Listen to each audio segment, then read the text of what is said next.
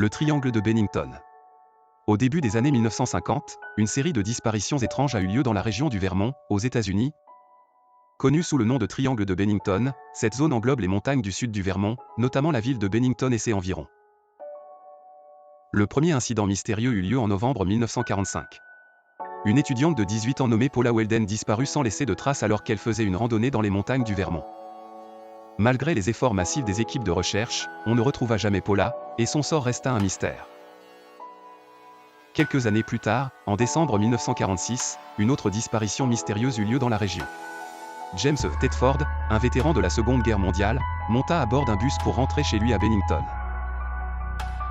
Cependant, lors de l'arrêt du bus, James avait complètement disparu, bien qu'il n'y ait eu aucune sortie possible pendant l'arrêt.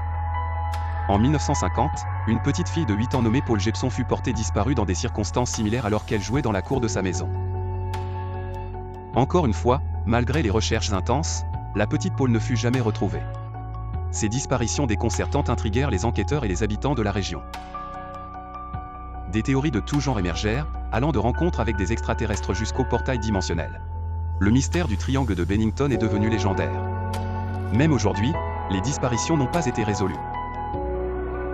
La région continue d'attirer des amateurs de mystère et des chercheurs passionnés qui tentent de percer le secret du triangle.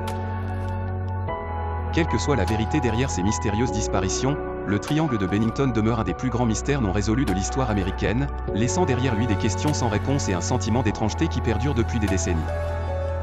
Retrouvez-nous quotidiennement pour de nouvelles histoires mystérieuses.